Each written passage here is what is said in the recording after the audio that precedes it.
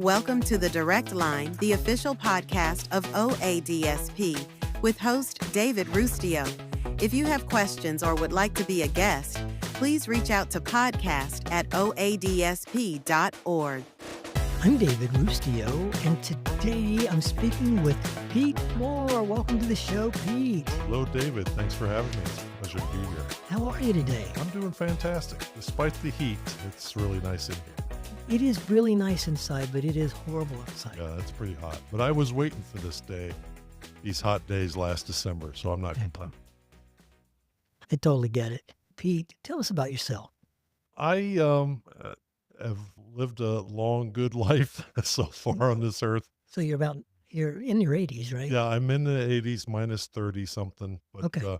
no, I have 3 kids, a beautiful wife, and a very busy life with my kids and all their sporting events and with work going on. And I like to do a lot of things. I like to paint and draw, both for work and for pleasure, and just really try to find my time to relax between trips to events and taking kids to school and all the work that we do here at Opera. So yeah, it's a busy life. So you're kind of a busy person. A very busy person, yes. But I enjoy that. I like a little bit of that chaotic life. I think I thrive on it sometimes. So that works well in the work that I do and the family I have. Sure. So what kind of painting or drawing? You do landscapes or trees or people? I try about everything. I try to do a modern take on things, and I kind of have my own style I do sometimes.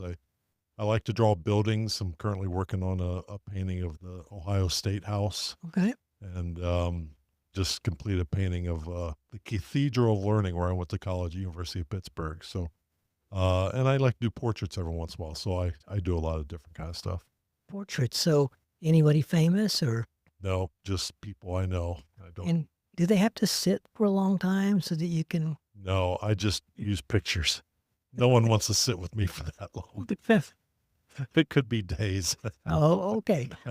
So how long does it take you if you really are working on something hard and fast? What? Yeah, that's a great question. It really varies because sometimes I'll try to complete stuff in one day. Okay. Then what I've been trying to work on is starting a project and then getting away from it for a little bit and thinking about it and then reapproaching and see if I would do something different. So I was kind of a paint and give it a break for a while, but now I try to spread a project out. Does that work better for you? I've liked that a lot better. It's given me some time to really reflect on what I'm doing and try to make it the best piece I can make it. Well, sure. Yeah. And what studios are these in for people to go by? My basement. Oh, okay. All right. Is it open, 24/7? Yeah, 24/7. You stop by. I'm usually up from 5 in the morning till midnight. So anytime between those hours, we're good to go. But yeah, I have a little spot in our basement I call Pete's Craft Corner. So Oh, okay. we'll stay away. All right. And your drawings, are they pencil or? I do a lot of pencil and ink Okay. drawings. I draw a lot for work. In the work that we do around advocacy, I literally draw pictures for legislators Okay. about our field, about things we're trying to accomplish. And I have a piece of paper I usually use. It's kind of become semi-famous at the Oh, State okay. House, where it's a 11 by 17 piece of paper that I draw on. And we call it the placemat. So my theory is if I use big pieces of paper and give it to people, people are less likely to throw out big pieces of paper as they are little pieces of paper with a lot of words on them. And do you draw it in front of them or you bring it I with bring you? it with me. Yeah. Okay. I bring it with me. And you don't add to it like a frown face if they're not giving you the news you want? No, I don't do that. I may draw an occasional arrow on it to make a point, but no frowny faces from the legislators. Well, you kind of brought it up. Yeah. So what do you do for a living? So I'm president and CEO of the Ohio Provider Resource Association. I've been here in May. It was my 6th anniversary. So it's been a wild ride since I got here in 2019 with everything going on with the pandemic and all Sure. that we've been able to do and trying to do. So I lead a fantastic team of professionals here at Opera that we support not only our members, but providers across the state to be successful. And the more successful they are, the more successful Ohioans with developmental disabilities are. So we take a lot of pride in that work and very proud of what we've been able to do. And there's a lot more to do. We just mainly support providers of great services. So what does that look like on the ground? We offer, we call it care. So there's four things that we offer our members. Okay. And the first is community.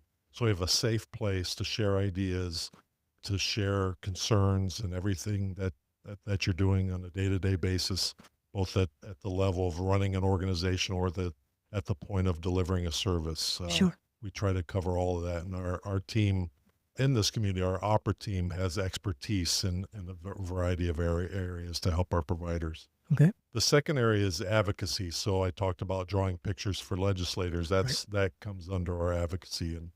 And we work a lot with Department of Developmental Disabilities, Opportunities for Ohioans with Disabilities, Ohio Department of Medicaid, so on and so forth.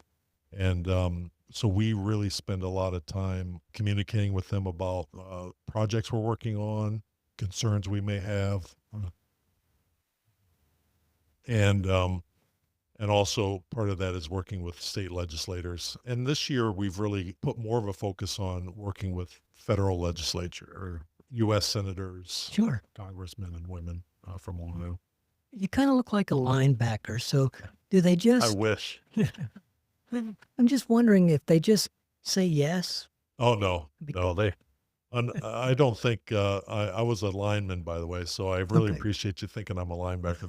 That's a high compliment. That's I mean, that is almost calling me a quarterback, which Okay. is great. No, but at work, you're the quarterback. yeah, that's right. I really, being a big guy, I really lean more on my ability to build relationships Okay. and not try to tower over people and demand things. I think the key to all success are positive relationships, and put a lot of effort into that. I mean, I've never seen you eye to eye until today. Yeah.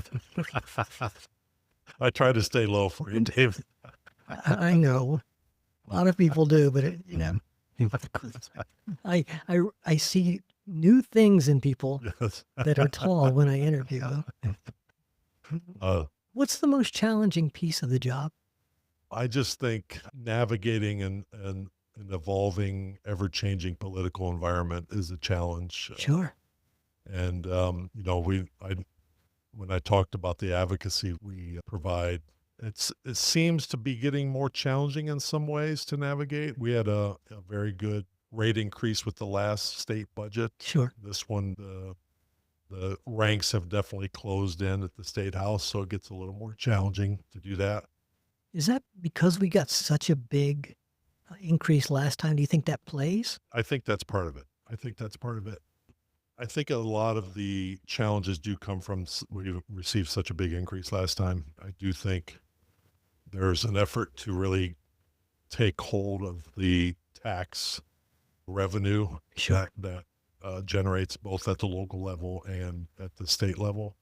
There's multi-factors. Has it gotten more difficult in the 8 years that you've been here, or stayed about the same? I think it's become a little more challenging Okay. in a post-pandemic world.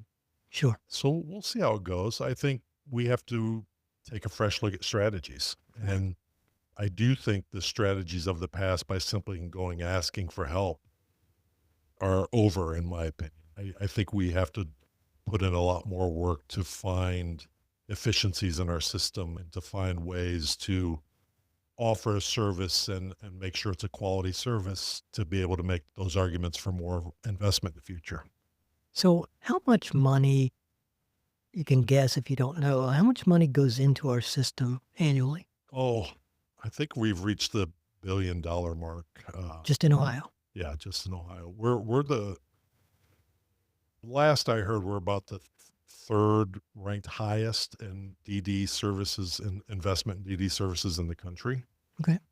So you'd have to look at the entire country to really understand that. Sure. But Ohio does a nice job in investing in services. Now, it hasn't always reflected, and we try to reflect it in pay rates and Sure. really take a look at where is the money going and how can we make sure that we're maximizing it for services in our field. So that's something we've been working on for the past few years. And the money that came in because of these new rates. Yeah. Is that helping providers from what you can tell? I think so. I have to tell you, David, before we got into the last state budget, so that would have been 2023, and working with providers every day, it got really tough to hear the stories about the workforce shortage. Sure. Many of the people that you and I are friends with and have known for years were really, really struggling. And it was the scariest time in 2023, late 2022, 23 that I've ever been in. And I've been in this field since 1991. It's just been, at that time, there's a lot of tears and a lot of frustration, a lot of people saying, I don't know if I can do this anymore. Right. And that meant we were going to lose some very good people. So I think the rate increases when they came did help. They did not cure the problem. Right. There's still a workforce issue, but it definitely went a long way to ease some fears and to get some more people who left our field because they were looking for higher paying jobs Sure. to I think, come back. And what does a DSP average make? Do you have an idea? In Ohio right now, it's around the $17 to $18 an hour. We're just completing a new compensation survey that the state does. Okay. So we'll know more this fall about where the average is. And where was it before? Before we started with the in 2023, before the last budget, we were at about $13.72, somewhere in there. That's a big difference. Huge difference. Yeah, huge difference. And at $13, even $14 an hour, you're not even competing with McDonald's. No, that's right. And that was a big argument we made is I couldn't tell you during the pandemic how many pictures I would get from our members of McDonald's signs saying Right. that we'll pay you $17 an hour and give you a free iPhone if you come work for us. And I would get those pictures constantly from our members. And I said, I know.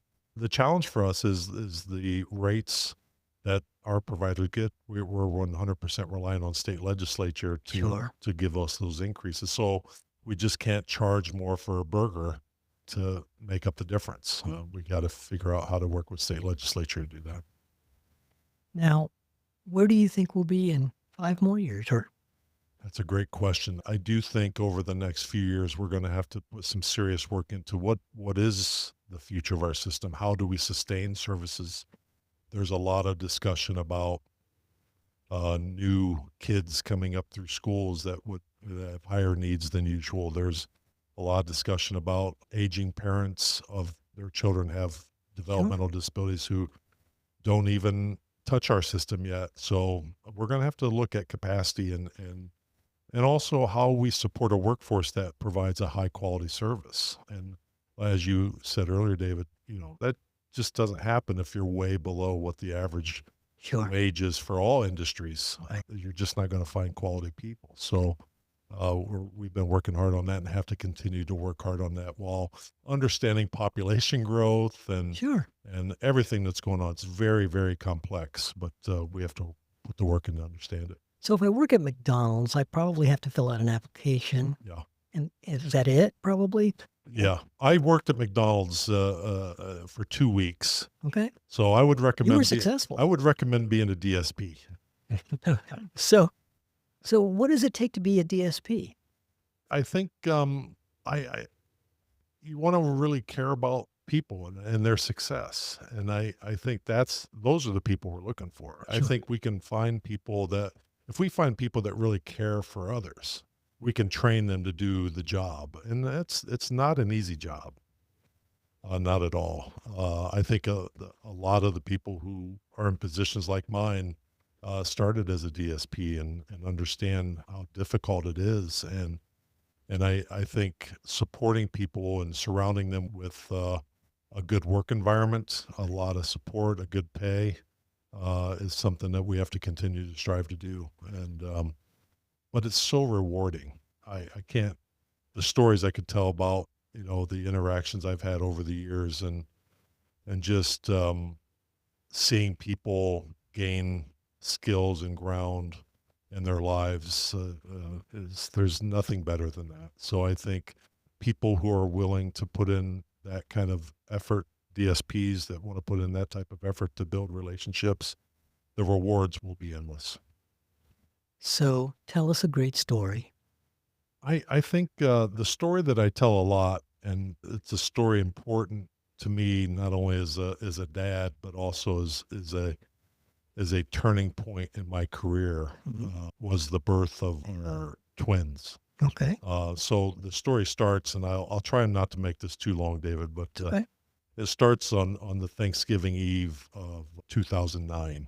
And And it didn't end until 2015? actually, it's probably 2008. 2008 it was. So it's Thanksgiving Eve, and at that time, my wife and I have a 11-month-old son, Okay. and we're prepping for dinner on Thanksgiving. And it's the first time that my wife said, let's have a couple glasses of wine, since we've had this, since she was pregnant and we've had Sure. 11-month-old, let's enjoy ourselves and relax a little bit tonight. So I was very eager to do that. So we got our wine out, we started drinking our wine and prepping for Thanksgiving dinner. And my wife walked away for a bit, and I just kept drinking my wine. Sure.